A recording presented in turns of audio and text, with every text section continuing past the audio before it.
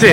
Actually আমি 10 মিনিটের জন্য একটু বেরিয়েছিলাম, তো যথেষ্ট সহযোগিতা আমার স্থানীয় কবির মজুমদার, গুপি এবং শ্রীকান্ত চৌধুরী সবাই মিলে ফায়ার ব্রিগেডকে খবর দেয়।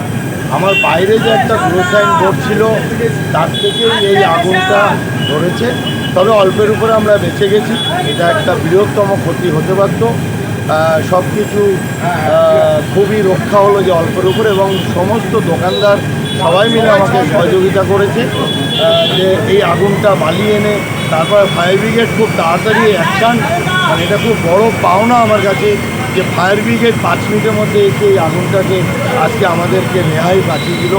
বহু লোকের এখানে শ্রম, আমাদের অন্তত 25টা লোক এখানে কাজ করে।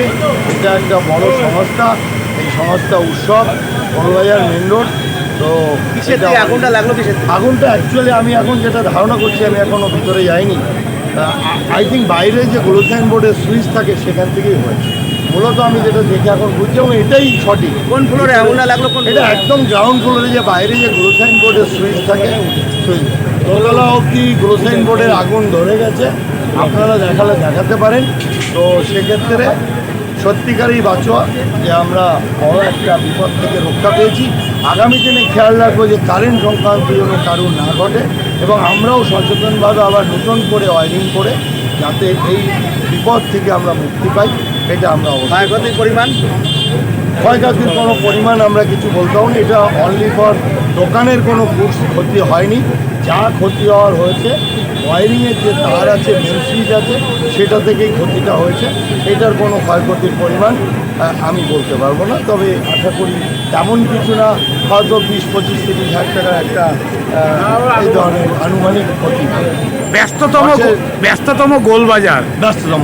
এইবার তার পাশে যে আগুন লেগেছে, মানে কতটা ক্ষয়ক্ষতি হতে পারত? হ্যাঁ, সত্যিকারই ঠিকই বলেছো তুমি।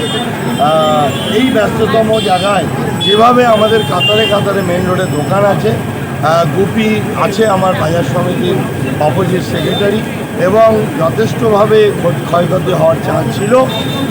একমাত্র আমি বলবো যতটাই কৃতিত্ব বাঁচানোর ফায়ার ব্রিগেড এবং আমার লোকাল দোকানদার ভাই দাদা বন্ধুরা, এবং সঙ্গে কবির মজুমদার, শ্রীকান্ত চৌধুরী, সত্যিকারই এনারা 2 মিনিটের মধ্যে সহযোগিতা আমাকে করেছে। এর জন্য আমি চিরকৃতজ্ঞ। আপনার নাম? আমার নাম গৌতম শাহ, আমি উৎসবের প্রোপাইটার। এবং প্রশাসন, আমি আসার আগে দেখলাম প্রশাসনও এসে গেছে, যথেষ্ট আমাদের সহযোগিতা। প্রশাসনও অলরেডি দোকানের মধ্যে যে দেখছে যে কীভাবে কোথাও কোনো প্রবলেম হয়েছে। এখন কি টোটালি এখন দোকান পুরো সেফ, আমরা লাইন অফ করে দিয়েছি। এইবার আমরা ইলেকট্রিশিয়ানকে ডেকে বাকি পার্টটা আমরা চালাই। জনবহুল এলাকার মধ্যে একটা বিধ্বংসী আগুন লেগেছিল, ক্ষয়ক্ষতির পরিমাণ কি হতে পারত? দেখুন, উৎসব হচ্ছে মানে উত্তর 24 পরগনা, এটা শুধু অশোকনগর বা গোলবাজার নয়, উত্তর 24 পরগনার মধ্যে একটা বড় দোকান, ইলেকট্রনিক্স শোরুম, তো টিভি ফ্রিজ এসব পাওয়া যায়। তো এর আরও 5টা শোরুম সারা জেলায় আছে। তো এই সন্ধ্যাবেলা যে বোর্ড আছে, লাইটের যে বোর্ড আছে উৎসব লেখা, সেই বোর্ডের থেকে শর্ট সার্কিট থেকে এই আগুনটা ধরেছে। আমার কাছে খবর দেওয়ার সঙ্গে সঙ্গে আমি এসেছি, ফায়ার ব্রিগেডকে ফোন করেছি, ফায়ার ব্রিগেড এসেছে, অশোকনগর থানার পুলিশ প্রশাসন এসেছে।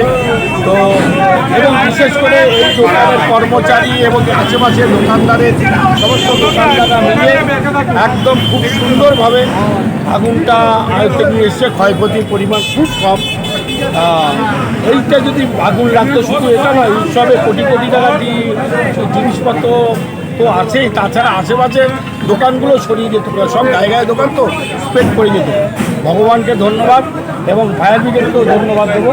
সকলে মানে খুব ভালো লাগলো যে সবাই এত তাড়াতাড়ি আসলো, প্রশাসন যে এত তৎপর, প্রশাসনকে ধন্যবাদ আমি জানাচ্ছি, ফায়ার ব্রিগেড এবং অশোকনগর থানা এবং সমস্ত এই এলাকার যারা মানুষ ছিলেন। আপনার নাম আর পরিচয়? গুপি মজুমদার, সম্পাদক, গোলবাজার ব্যবসায়ী সমিতি।